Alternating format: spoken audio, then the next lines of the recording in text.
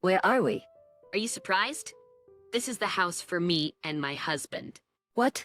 I was completely surprised. To be honest, the house was too luxurious that it didn't suit my in-laws. Well, my in-laws are free to define their own happiness however they want, so I can't really say anything about it. I'm happy for you. I'm glad you two get to enjoy life like this. Yes, I'm really happy. Now then, Sasha, let's get down to business. I'm counting on you to pay the loan. What? What on earth are you talking about? 'Cause you're paid well, right? Then you can at least pay the loan, right? There's no way I'm gonna pay that. Why not? If you thought of us, you would pay it, wouldn't you? No, I'm sorry, this doesn't make any sense at all. How much is the loan anyways? It's a 15-year loan, $2,000 per month. Excuse me? That's even more impossible. This is just unacceptable. What in the world are my parents-in-law thinking? It is unbelievable of them to try to collect that much money from me. My name is Sasha. I'm 30 years old, and I work at an international company. When I was a student, I studied hard and was able to go to a prestigious, well-known university. And because of that, I was blessed with a job and was able to work for a major foreign-affiliated company. After that, I spent very busy days at work. My work-centered life seemed to suit me very well, and I worked hard and achieved results. Although I was leading a fulfilling life in this way, it was also true that I was feeling somewhat lonely. That is when I met Paul, who later became my husband. My encounter with Paul was a little unusual. We met in an elevator in an office building. I was just on my way to the floor where my client's company was located. Then trouble happened and the elevator stopped. It was me and Paul who were trapped alone in the elevator. I had never experienced anything like this before, so I panicked a lot. I talked to the button on the elevator to call the rescue team, and they said it would take 30 minutes for them to arrive. What should I do? I'll be late for my meeting. There's no signal, so I can't call them. Paul, who's in the elevator with me, laughed as I mumbled this. No, I'm sure you'll be fine. Because if you're heading to the office in this building, everyone must know that the elevator stopped, and no one would blame you for being late because of being stuck in the elevator. You're right. I am the type of person who doesn't feel comfortable unless everything is perfect, and I have a strong feeling that I should not be rude to others. That's why I was surprisingly weak in situations like this. Paul calmly assessed the situation and calmed me down a little. Then, perhaps seeing my state of mind, Paul suddenly started talking to me like this. What? Why are you asking me this all of a sudden? Fortune-telling? Well, I guess so. No, I don't think so. I think it is the result of my effort and hard work. I listened to Paul's words, and it went right to my heart. I may have the tendency to see everything in a bad and negative light, but I think it's not easy to stay positive in a situation like this. Then what about you? Are you enjoying the situation? Huh? He said it so naturally that I couldn't help but laugh. You're in a much more difficult situation than I am, aren't you? And yet, you said what you said just now. That's true. I was wondering why you were so relaxed. Now is the time for you to exercise your positive thinking, isn't it? I had always pushed myself to work, so someone like him was very new to me. Soon after the rescue team arrived. Thank you very much. Thanks to you, I didn't panic. Please do so. I'm sorry for holding you back. This was how I first met him, yet the second time came much sooner than I thought. It was when I was walking around town after work. I spotted a man selling paintings on the street. I was looking at the paintings lined up, thinking that they were unique, but somehow fascinating. If there are some other sceneries or anything you would like to see, I'll paint them for you. A man sitting cross-legged in front of me said so, and I looked at him. Oh, See, about 2 weeks ago, we were trapped together in an elevator. What are you doing here? I was surprised to see you selling your paintings on the street. Do you do this kind of activity as a hobby? What? So now you sell paintings. And are you making any money? I was once again attracted by his unconcerned attitude. At the time, I had just made a mistake at work and was feeling down. Then please give me this $30 painting. It was so cute to see Paul so happy like that. After that, I started seeing him and asked him out to dinner. Then I confessed my feelings for him. and we started to go out. He had already cancelled his lease, and was moving from one friend's house to another, so I invited him to my house to live with me. He was a very good cook and did perfect housework, allowing me to concentrate on my work to the best of my ability. Apparently, the fact that he was able to move from one friend's house to another was rather useful, because he was doing housework at a housekeeper's level. He was really easy to live with because he usually had a laid-back personality that really helped me relax as well.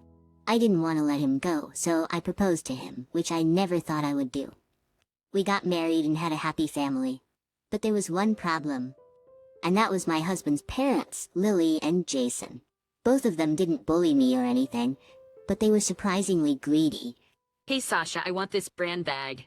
I want this motorcycle. But I don't know what to say. But I don't know what to say. Huh? Because you work for a major international company. Of course you'd gift your parents these kind of things, right? No. Why should I even gift you these things? We're the parents.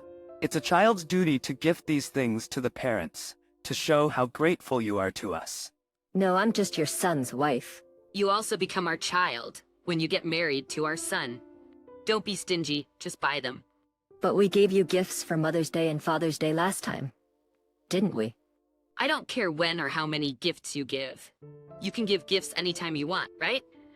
No, my savings are decreasing too, so It will be fine. Sasha, you earn enough money anyway. there were many times when Lily and Jason persistently made requests like this, and I ended up buying them their gifts. I was indeed troubled, but I also wanted to get along with them because they were my husband's parents. So I couldn't really talk to my husband about it. Sasha, I want to show you something today. Huh? What is it? That's something you'll have to wait and see. With that, my in-laws took me somewhere in their car. My husband had just gone out with his friends. I was anxious to see where they were taking me. Then we stopped in front of a house in an upscale residential area. Where is this? Are you surprised? This is our new house where Jason and I will live from now on. What? I was surprised. To be honest, it is a very luxurious house that doesn't really suit my parents-in-law. I didn't think Jason and Lily would be able to afford the rent with the money they earned. Wow, you two made a bold purchase, didn't you? Yes, it was. But I'd be so happy to spend my retirement in such a nice house like this. I can brag about it to all my friends. Well, my in-laws are free to define their own happiness however they want, so I can't really say anything about it. They have always come to visit us at our apartment, so if they buy a new house for themselves, they may have less chance to come here. That might be a good thing. Then I'd have more time with my own husband. I'm happy for you two.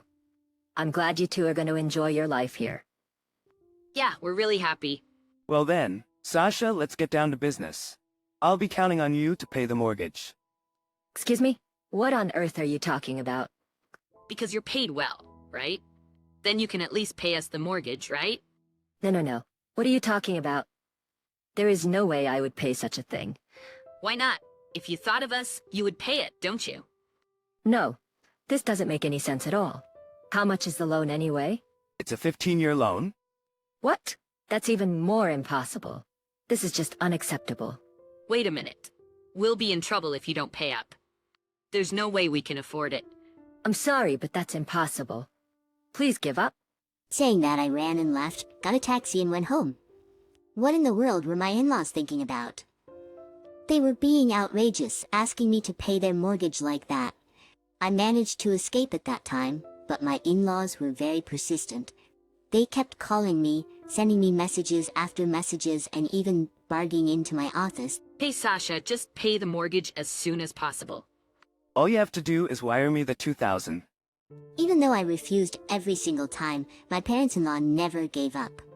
They even came to my parents' house and asked me to convince their daughter. They were so insistent that I almost became neurotic. Oh, okay. I must have had enough. I told my husband everything. I was crying as I talked. I'm sorry, but Then my husband started making a phone call to somewhere, and he was moving around in a hurry. I was really surprised to find out about the plan my husband had made. I didn't know he was that kind of person. And in no time at all, things were going according to my husband's plan. Incidentally, My in-laws were visiting the company where I worked once again to make me pay their mortgage. Please let us talk to Sasha. Is this for a business meeting or something? We're her in-laws. We need to talk to her about something very personal. Please contact her immediately. I'm sorry, but we don't have anyone by the name of Sasha in our company. What? Did she quit the company by any chance? I can't tell you those details because it's personal information. Let's call Sasha right now. Oh no, she's not answering. What that? What about Paul? I can't get connected to him. Oh no? The receptionist at the office told me later that she had talked to my in-laws like that. Jason and Lily were also surprised that other people were living in the house where my husband and I were living, and they came over to my parents' house to ask what was going on. My parents sent them away, saying that they would not tell them where I was.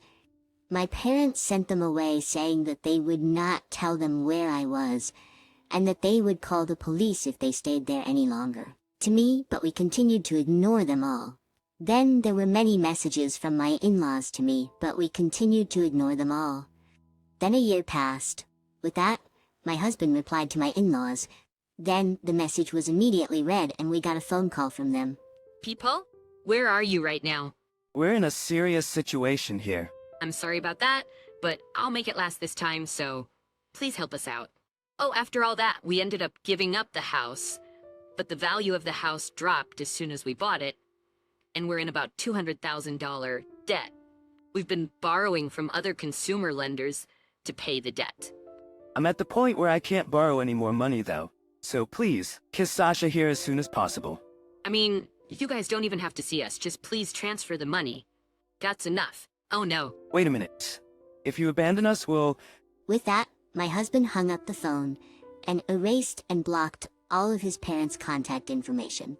I don't know what happened to my parents-in-law, but they probably became unable to repay their debts and disappeared into the darkness. By the way, my husband and I are currently living abroad to escape from my parents-in-laws. My husband had a close friend living overseas when he was a backpacker, and he contacted his friend and asked him to arrange housing and such. I then left my job and followed my husband. The great thing about my husband was that he also had another friend there who was an excellent manager, and he introduced me to him. He interviewed me remotely, and I was hired right away to the company where he works at. That allowed us to live abroad for a salary not that much different from what I made previously, and now we get to live in a pretty nice house. Furthermore, my husband was selling his paintings on the streets there as well, and he was able to get them placed in a local museum, which allowed him to bring in quite a bit of income from his paintings. He now earns as much as I do, and we are quite well off. And now, I have given birth to a child, and our family of 3 is living happily. It's crazy that Jason and Lily were even trying to collect their mortgage from Sasha. They both deserve what they got. It sounds like Sasha would never get spending every day with a guy like him. It sounds like Sasha would never get tired of spending every day with a guy like him. I wish Sasha a happy life with her family in the future. Thank you for watching until the end. If you enjoyed the video, please subscribe to our channel. See you in our next video.